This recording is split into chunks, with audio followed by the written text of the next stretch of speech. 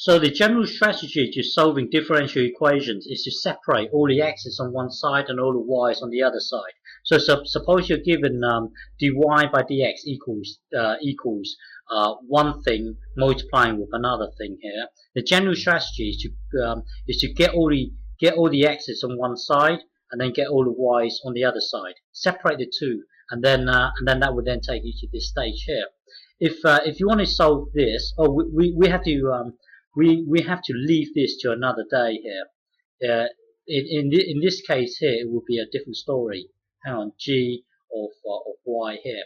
You see, at the moment we can only do one thing multiplying another thing. If you have one thing plus another thing, then this will be for another day.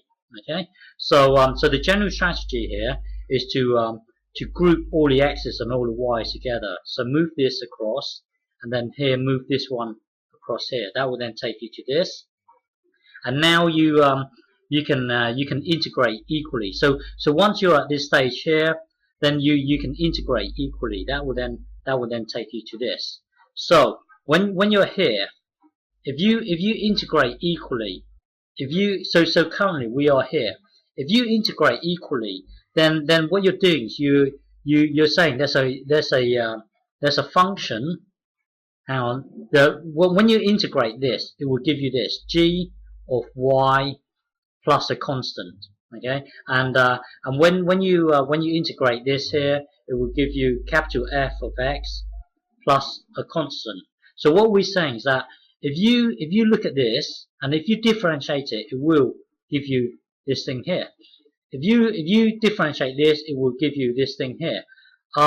So what we've got is, hang on, if you integrate this, it will give you capital G of y plus c. Integrate this, it will give you capital F of x plus c.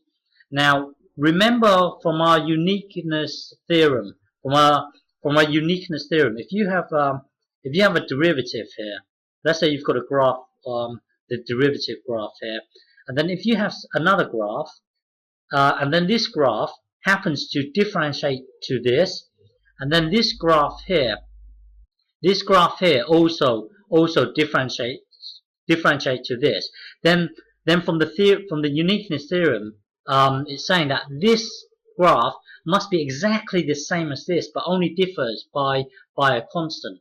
So the point here is that we've got this thing that differentiates to the exact same thing, and then we've got this thing here which also differentiates to exactly the same thing.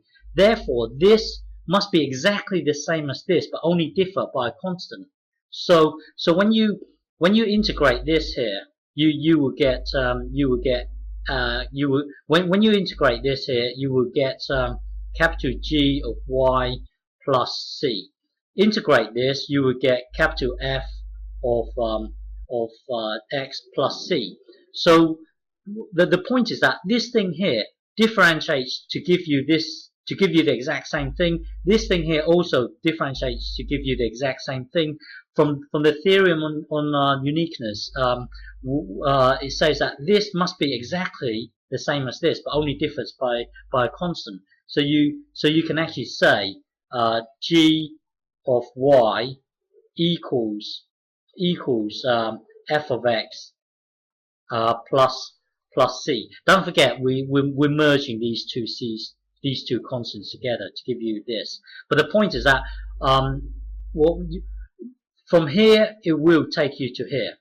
Okay, so when you get to this stage here, don't forget this stage here will be, well, okay, let's just leave it as this stage for the time being. Okay, so the point is that when you integrate this here, you will get to this stage here. Okay.